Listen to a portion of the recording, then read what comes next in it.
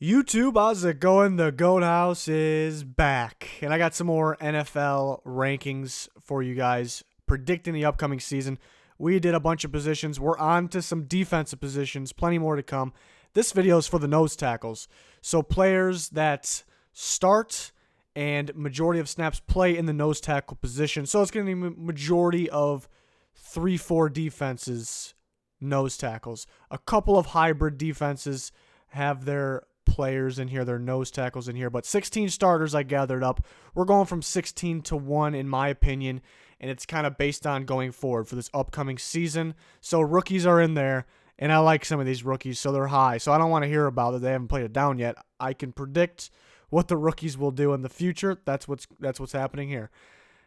So again, we did plenty of other position groups, more to come. We're going to do all the other D-line positions, everything's coming. 40K, that's our subscriber goal, and we're going to have full coverage of the NFL season during this year. Cannot wait, so I think it'll be worth it for you to subscribe. We got plenty more predictions on the way as well, and then there's our Twitter on the top right, and then clicking that like button would be much, much appreciated. Let's go from 16 down to 13, break these down. Here we go. 16, as you can see, 16 and 15, two AFC South teams, but at 16, Brandon Dunn, projected starting nose tackle for the Texans. A couple other guys that can play there. I guess there's good news and bad news. You know, the bad news, they don't really have any standout on the defensive line besides J.J. Watt, who's obviously the end in that 3-4 defense. But for nose tackle, I mean, they don't have a standout. So that's the negative. The good thing is, I guess they're pretty flexible, the players. You know, Brandon Dunn, DJ Reader, who will play opposite of Watt most of the time, but also can slide in at the nose tackle. Angelo Blackson can do the same thing. I'm projecting Dunn to get majority snaps in the nose tackle, similar to last year. So he comes in at 16, though. I mean, it's definitely a position they can get better at going forward. I know there's a couple spots in their defense they're trying to, I guess, maybe figure out the pass rush situation for the future with Clowney possibly going to be gone next year. We'll see what they do. That's a different topic. But the Texans coming in at 16 here, and then 15 is the Tennessee Titans. I guess there's good news and bad news here, because the bad news is they're at the bottom here, you know, right with the Texans. Austin Johnson, you know, they can get better at that position, but the good news is they kind of did, because they drafted Jeffrey Simmons, who I left off this list because he may miss majority, we'll say half at least, to all of this year. I keep hearing different reports. He's going to miss half the year, then it's most of the year, and then they may just sit him out for the whole year. So if he was fully healthy, Jeffrey Simmons, that is their first-round draft pick out of Mississippi State, fully healthy, ready to play this season, I would be predicting him to have a pretty darn solid season, because he's pretty much pro-ready if he wasn't hurt. So he'd be much better ranked than 15, I would say. But Austin Johnson, you know, I guess another good thing is, kind of like I talked about the Texans, they're kind of flexible. You know, Jarrell Casey can also move into this position as well, which they could do until Jeffrey Simmons is back. But Jarrell Casey, I'll be ranking with the defensive line group that will feature, you know, mainly defensive ends in the 3-4, because they're technically not pass rushers, so it'll be the defensive line group. He'll be in that. So Austin Johnson comes in at 15. And I'm predicting a rookie here. It's a little bit of a bold prediction for me, because this guy might not even start. Greg Gaines, that is the Rams rookie out of Washington, 4th-round pick. I think pro-ready. I think a good run stuffer. Not going to be crazy in, you know, quarterback pressure early on in his career. But that's kind of what they needed there. They don't need anything more. You know, Brockers can get after the quarterback. Oh, and they got some other guy named Aaron Donald who, you know, as a non-pass rusher, leads the NFL in sacks and is maybe the best player in football. So this is kind of what they need in there. You know, they do have Tanzel Smart, a rookie a couple years ago out of Tulane, who they actually could use in this spot. So I did think about Tanzel Smart here. Unfortunate injury last year, and they drafted Greg Gaines in the 4th round for a reason. So I'm going to predict he will be the starter at nose tackle for majority of the season. Pretty interesting last year. Sue, who was really never a nose tackle, they really used a lot there. I know they were able to move guys around. Donald slide inside sometimes too. shows how good he is. So interesting to see what the Rams do. Greg Gaines, I think, could have a pretty solid rookie season coming in at number 14. Number 13 is going to be Brandon Mebane. I think there's a big step up here as soon as we get to 13 and on.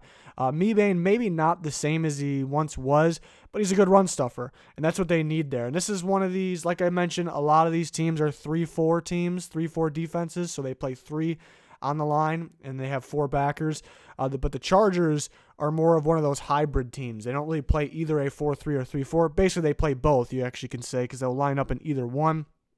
So, but they do have a nose tackle, and that is Brandon Mebane, who can stop the run. That's really all they need him to be. They add Jerry Tillery for more of that defensive tackle role, and he can stop the run, but he also can get after the quarterback. So I think it's a great pairing. So Mebane coming in at 13 here. We're going to go from 12 to 9 now. At number 12, I'm going to go Dontari Poe, another hybrid team. I guess going to be a new hybrid team in Carolina Panthers. There was rumors they could switch to the 3-4, but they're kind of going to give both looks, and they drafted pretty well for that hybrid defense. They have Kawan Short and they have Gerald McCoy, who are expected to start. Neither of those guys are nose tackles. Neither of them are, pass rushers either, obviously. I'll categorize them with the defensive tackles. But Dontari Poe is a guy that has experience at nose tackle, and I think we will see him majority of the time at that nose tackle position. And I think he actually could step it up there. Early on in his career, Dontari Poe was pretty exciting. This is a very good player. Kind of died down since then. I think he can start to pick back up. They also have multiple other guys that can fight for that spot. Vernon Butler hasn't really worked out, but I think a new defense of changes maybe could help him work out. So Poe, it's a little risky to put him any higher, but I think he actually could start going back in the right direction with this defensive change if he does make the team and if he is the nose tackle majority of the time like I'm predicting. Corey Peters at 11 for the Cardinals. Another change in defense. The Cardinals will run more of a 3-4, so he'll play the nose tackle. Has been pretty productive getting up there in age. I mean, he's not old or anything, but compared to some of these other young guys, the nose tackles don't really, it doesn't seem like they really last too long. It seems like they have their prime years don't last too long, so Peters can definitely still be good. The change, this one, the change could hurt him a little bit, but he had a pretty darn good year last year, so I'll keep him up here. Shelby Harris at 10. It almost seemed like Harris was a little better when he was in the rotation. He was kind of rotating in, but still a very solid nose tackle. And now they get Vic Fangio in there, who worked real well with the Bears defensive line. So Shelby Harris could really be better in this, but I really like the guys ahead of him. It's hard to put, the guys ahead of him below him, but Shelby Harris definitely one to look out for the Denver Broncos. Number 9 is going to be Vita Vea of the Tampa Bay Buccaneers, was a top draft pick last year. Very disappointing season, but projected to switch their defense to a 3-4 with Bowles in there, which he's familiar with running in the past with the Jets most recently. But I think Vea fits much better at that traditional nose tackle spot in the 3-4, so I think he'll get better. But it's almost like he's a rookie. Like, he didn't do a whole bunch last year. I'm sure he learned some things, but new coaching staff, new defense. It's kind of going back to, it's a good thing, but it's kind of going back to step one at the same time. But I based off last year, he's nowhere near this. He's at the bottom of this list. I mean, there is some rookies in here though too, but I think he picks it up this year. As you can see, I have him at 9. It's almost like he's a rookie. It's kind of got that feel to it, so I couldn't put him super high, even though I do have a rookie or two pretty high, but I was a fan of them as prospects, like I was Vita Vea. But it's almost like he's a prospect again. On to the next 4 guys. At number 8, here's a rookie. We got Dexter Lawrence to the New York Giants from Clemson, and I was super high on this guy. I guess similar to Vita Vea, but as a prospect-wise, I was higher on Dexter Lawrence, which it feels like Vita Vea is a prospect still to me. It's almost like step one, which I think he improves. But Dexter Lawrence, to me, my take on him was he's ready to be a top-tier run stuffer instantly, without any work, and I'm believing in that. I think he will be. The reason why, he's not, that kind of sounds like he should be super high on a big board there, but he does need to work on the pass rush abilities, which he has in him, but it's going to take some time. So I think right away we're going to see a dominant run stopper, which brings him this high into 8. I think he can get some pressure to the quarterback too. It's possible. Number 7 is going to be Javon Hargrave of the Steelers. Pretty productive guy. I guess quietly productive. People don't really talk about Hargrave a lot, but been pretty productive, getting pressure, getting tackles. He's real good with Cam Hayward, and Stephon Tuitt if they're all healthy. Yeah, they got a pretty set as long as they can stay healthy and keep re-signing them, they're pretty set on their defensive line for, I think, quite some time now. So pretty impressive. This is where it starts getting real good here. So Hargrave comes in at number 7 of the Pittsburgh Steelers. Number 6 from the Baltimore Ravens is Brandon Williams. Now, if you go look at the stat sheet, maybe he's not going to light it up every year. He's not going to get the pressure on the quarterback. But the nose tackle's job is to stop the run first, which I know we're a little more of a passing league, and the sacks are a bonus. But he does such a good job stopping the run, and he really is a pretty solid leader for that Ravens defense too. So he comes in at number 6, kind of the veteran guy of this list here. Number 5 is going to be Eddie Goldman of the Chicago Bears, their young nose tackle. Maybe doesn't get enough credit because it kind of all goes to Akeem Hicks stopping the run, which Hicks does deserve most of it. But Goldman does a very good job stopping the run. Another guy that maybe isn't involved getting pressure on the quarterback, as much as you would like. I mean, he does his job, but in terms of being, elite in this position, but he has gotten better at it, and he definitely can go up from here too. Young nose tackle that comes in at number 5, the Chicago Bears nose tackle there. So now we're on to the top 4 already, and there's a rookie in here, so I know I'm going to hear about that, but predicting this season. So number 4, we got Daron Payne, who I think only in the league for 1 year so far. Daron Payne, Washington Redskins nose tackle, but he was pretty good, quietly good, a little underrated, I guess, for a guy only being in the league for 1 year. He was pretty dominant at times last year, and a guy that we expected, kind of like Dexter Lawrence, right away to be just a run stopper. Don't worry if he's not getting some pressure, but he got some pretty solid pressure. Very impressive. I already like him up at number 4 that early on in his career.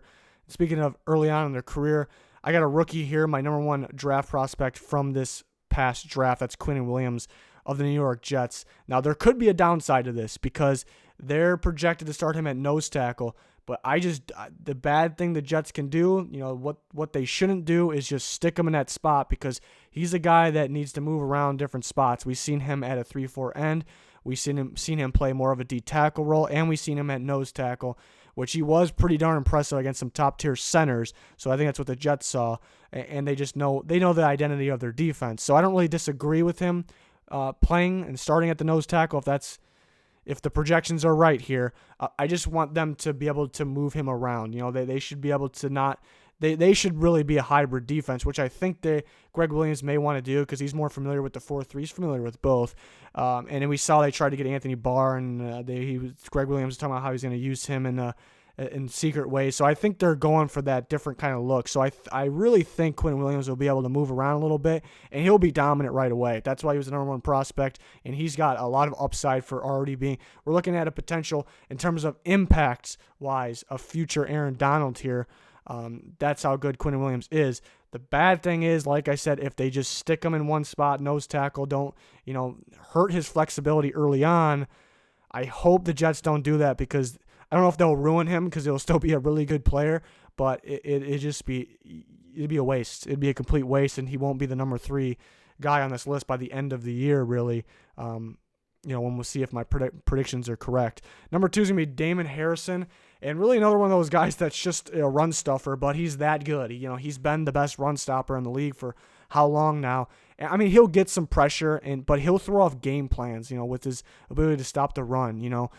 Teams will really avoid running up the middle when they play Damon Harrison, what team he's on, but obviously now he's on the Detroit Lions.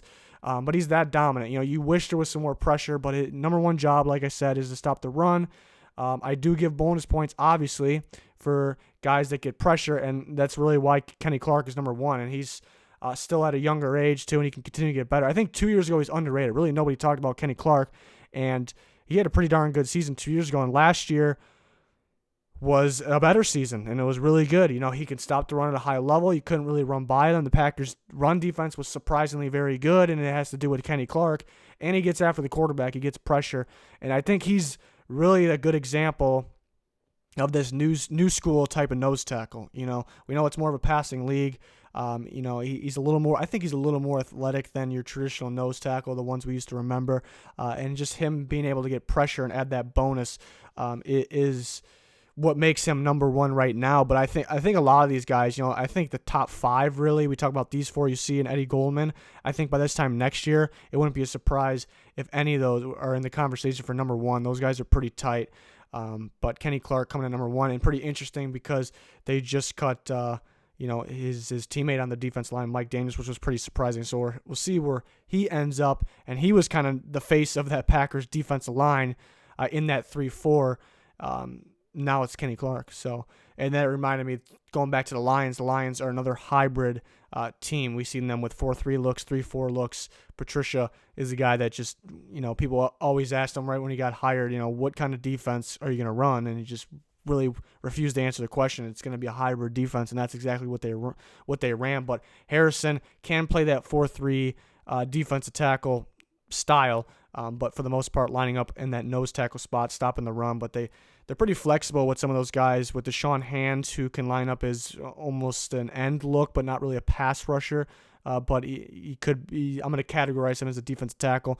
You got Robinson, and then you add Trey Flowers as an actual edge rusher out there with the couple other guys they have. So it's a pretty interesting defense they have over there in Detroit that Patricia's got going there. So that is the nose tackle rankings. We're going to do, again, hopefully nobody gets confused, because I'm kind of splitting these up how I want to, I guess, how they should be split up. So I'm going to do defensive tackle, and that's mainly the 4-3 defensive tackles, 4-3 defensive tackles.